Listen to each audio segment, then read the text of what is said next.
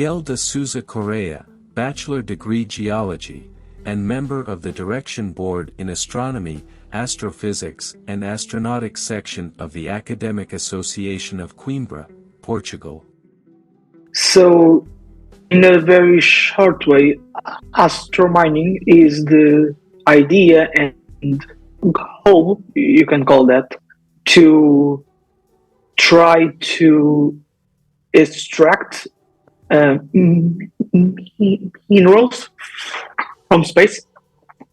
And by that we meant the asteroids, moon, Mars, everything. So nowadays it's still an idea because the technology is not full on the point, we can say like that. But I believe like in the next 10, 20 years, we are going to do it. What do you think of the current technologies that stand out for the development of astromining? Yeah, so that question as the first thing I think we need to think about, and I said before, is that the true era, you can call like that, of astromining will only start probably in the year of 2024. Okay, so it's not very far away, but it's still 2 years. And one thing we need to be aware of is that before the companies, and now I say companies in public ones or private ones, expend billions going to space, they need before to spend millions trying to find the right tools to do it. Okay, so they need to be sure that the place that they are going to have the minerals, have everything, and they have the conditions to do it. Because we all know that launching from, or in this case, launching to space is something that is hard. Nowadays, it's still very hard to do it because many reasons. The fuel can explode and everything can go away. It's expensive. It's a lot of expensive to send things outer space. So before we try to go there, we try to reduce not just the costs, but everything else. Okay, in the way that we don't. How I can say this? We don't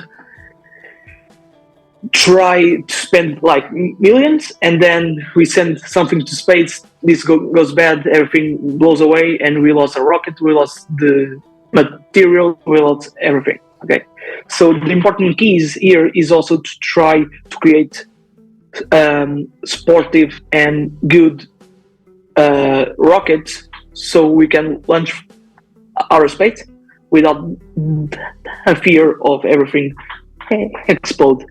But in other words, I don't think the technology is full developed yet, because we need to be aware that mining on Earth, and me as a geology, and you know this also, that mining on Earth, we know how we have to do it, we know what types of equipment we will use, right?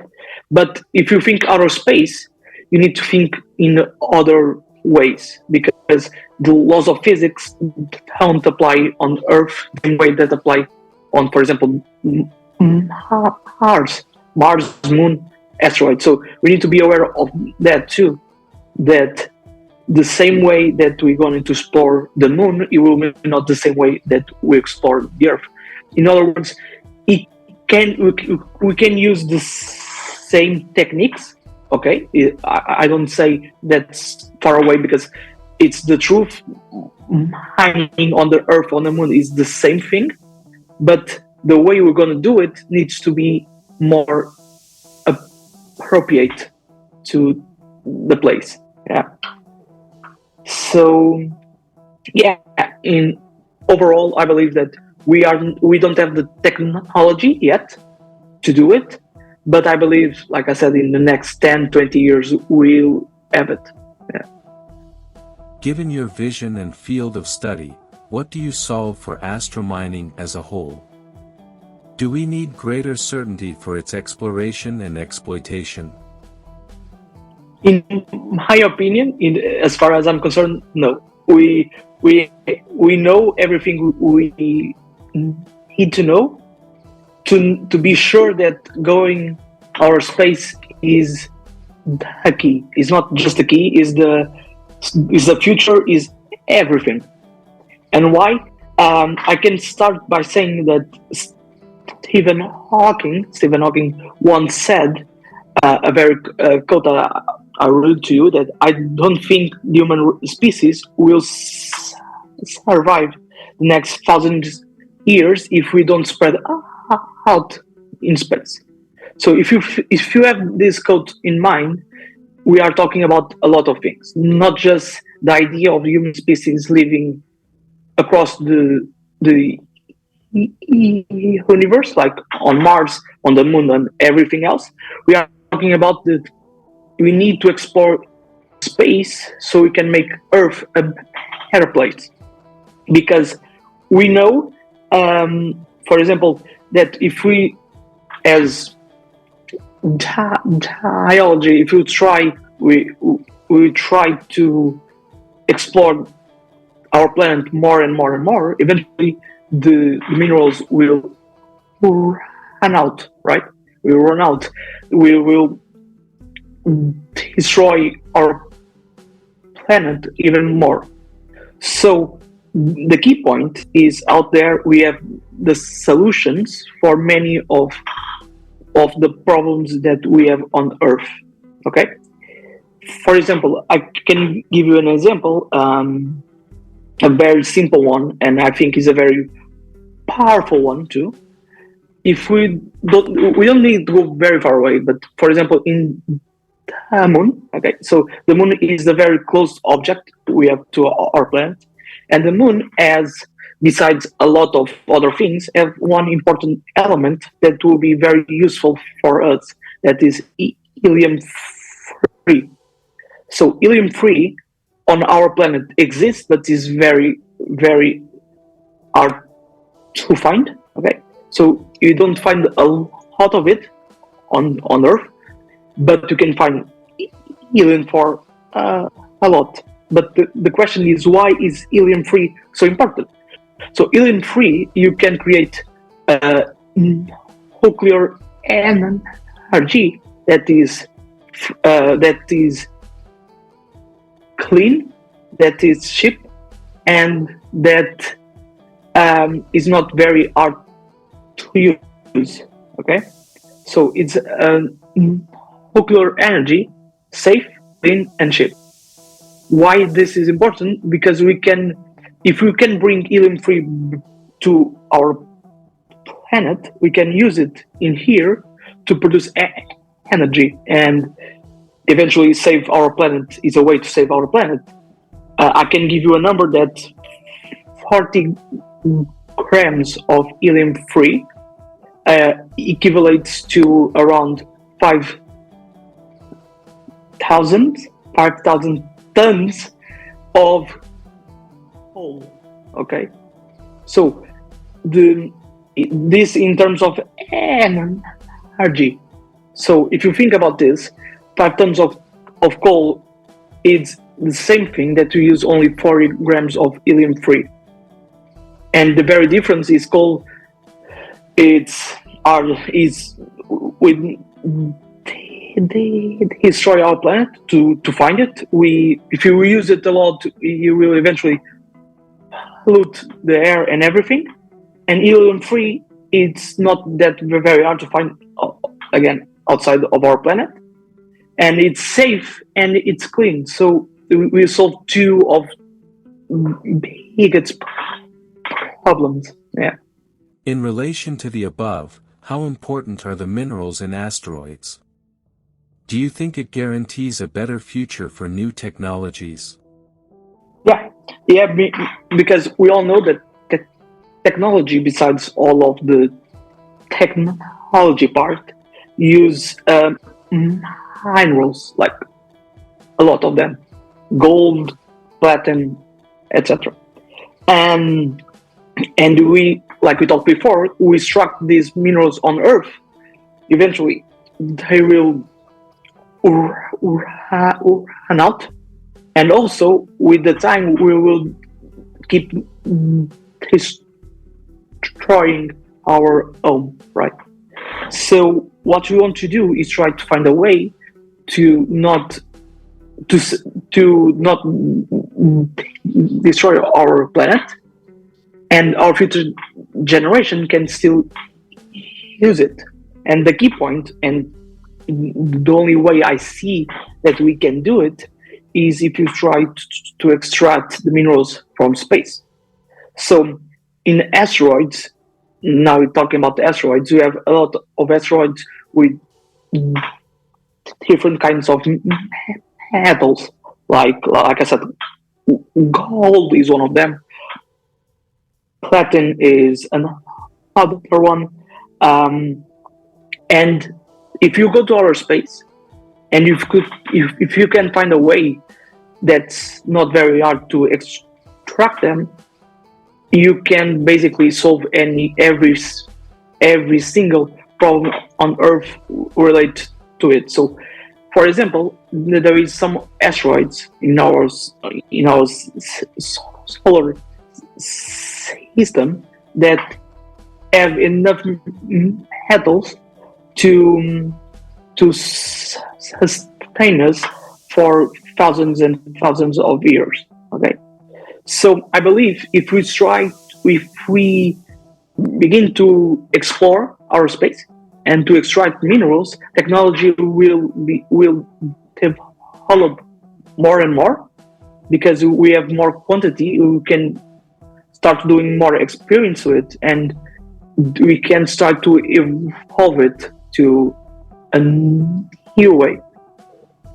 We need to be sure that if space exploration ever existed, we didn't have today the things we have, like phones, washing machines, radio, etc. Yeah. What opinion or perspective do you have about the limitation that going to space represents, and how do you foresee the development of the career of mineral extraction in space?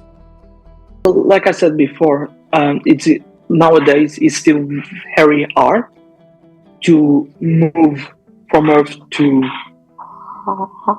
outer space, and it's hard because it's expensive.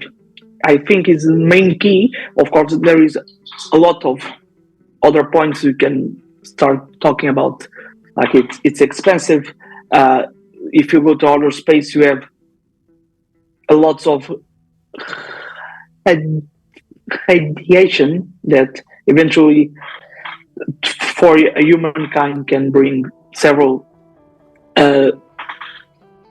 problems like cancer and all of that. So we have a lot of things that we need to try to solve, but the main key is expensive.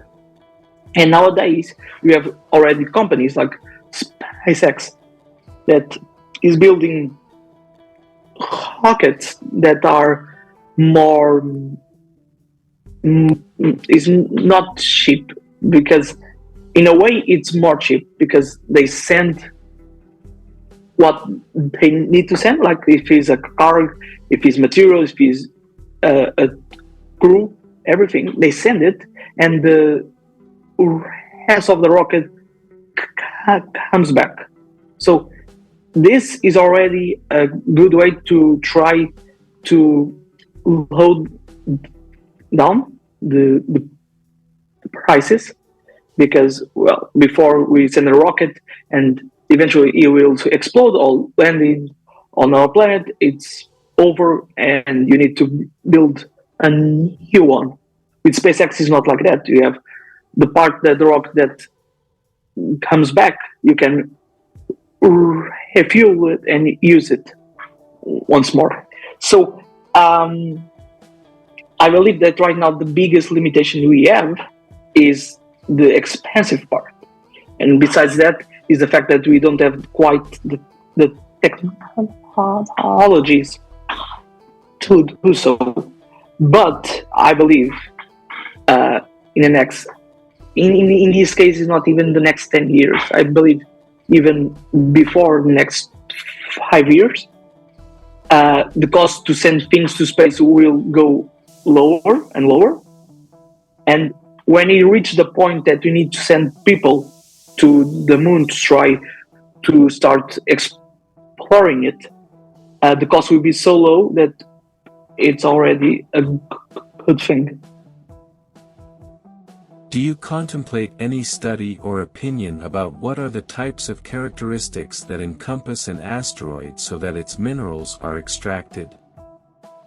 So before we need to be aware of asteroids that in our solar system is very easy to find them. So before we have some asteroids that are closest to our planet, but the most of it is on the belt between Mars and Jupiter. So in this belt we have so many asteroids that we can use them to extract minerals, and these asteroids are divided in three categories. You have the C's, the S, and the M. So these three are divided for is compositions in metals. So in other words, the first ones, the C are the ship's ones. Okay, so low metals have a few. You can find it not that many metals. A few water too. If you move back to the S ones that are the next in line, S ones add more metals, like a lot more, and a few water, but metals is very, very rich in metals. And finally, the M ones is the most expensive ones. So companies have the eye on the big ones, the M ones, because these M ones has 10 times more metals than the S ones. Okay, so I can give you an example. In our solar system, we have an asteroid called Psyche. It's Psyche something. I can't even remember quietly, but it's Psyche 89, I think. I don't have quite sure, but I know that asteroid have enough metals to sustain us in our planet for thousands and thousands and thousands of years. Okay, so if we use it, we can, like, the cost of production of the things like computer and all that can go lower, like, a lot. So yeah. What is your position regarding mining in asteroid belts and the possible exploitation of the moon, since it is the closest satellite to the Earth?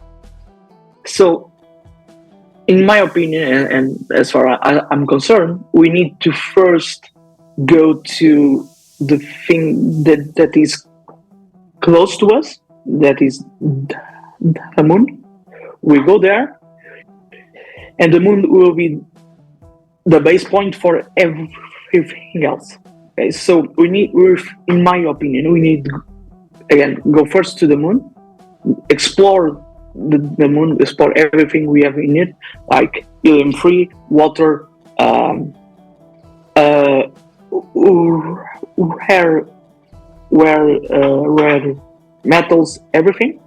We construct there a base, and that base will be the key point for everything else.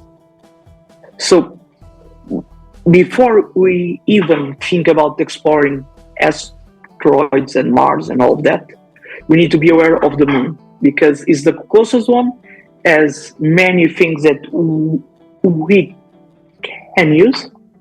And if we explore it in a right way, we can create a point between Earth and like Mars and everything else. Okay, so Artemis mission, what is doing is a very, very important thing, because they are basically going there, exploring it, and to be sure where they should start extracting everything. And not just extracting, they are analyzing the soil too. So the idea that Artemis and other space companies like iSpace is a Japanese company. iSpace F is go to the moon, create a base, moon base that we can then explore everything else. So the idea is we go from Earth to moon. We land on the moon. Our rocket or spacecraft is fuel, and then we go from asteroids and Mars and everything else.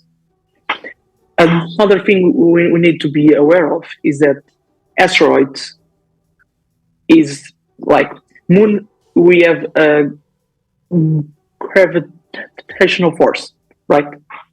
So we can go land a spacecraft there in a quite easy way. But asteroids don't have this gravitational force fields. Okay, so you need to be sure that when you send a spacecraft there, you need to be sure the exact position where you're going to land it. And since its orbit is not quite defined, it's sometimes can be very hard to do so. So yeah. What collusion stands out from the Artemis mission? For the principles of cooperation for future missions of exploration and civil exploitation for peaceful purposes on the Moon, on Mars, and on any comet or asteroid in the solar system. Yeah. So, like I told before, Artemis mission is a very, very important one for many reasons. First is because we are going to send the first person of color and the first human to space. So that's already a very important thing.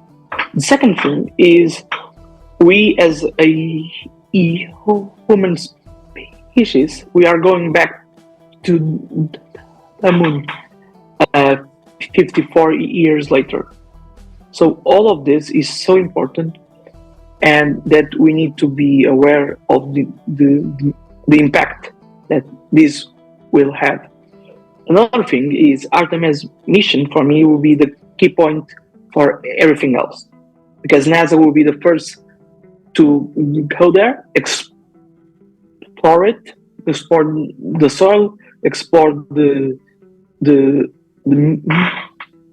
minerals and all, and they will give us the tools, and not just the tools, but will give us the tools and the ideas that we need to develop to go there with other companies and all of that. So I strongly believe that Artemis mission will be the key point for everything else. And when humanity, in this case, sees the importance of it, the true era of space mining will eventually start.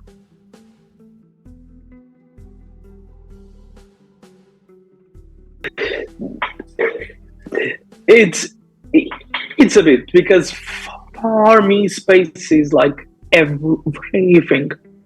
Um, I always believe that our future as humanity is not on our planet. I believe our future is out there on space, and well, I always dream to be alive. I know I won't be, but I always wanted to be alive to see the time where humanity goes out there. So, like, there is a quote, a very famous quote that says, "I was born too late to explore our planet, and born too early to explore the space." And for me, that's a very important question, a very important quote, because it's true. In our planet, we know almost everything we have to know. And our space nowadays, there is so many questions that I know it will be answered, but not in my time. Maybe in my grandchildren's times, they will have a few more answers, but not quite now. And I know, oh, I believe that our future and the future of all of our planet will uh, only be sure of if we go out there. If we go out there and start to explore it and start to know how big is the importance to explore everything we can and we can explore, like every single mineral, every single planet, will realize that our home is just a key point. In other words, I believe that humanity was born in here, but it doesn't mean that we have to die in here. So we have to explore it more. We have to find better ways to to help our planet and not eventually end up with it.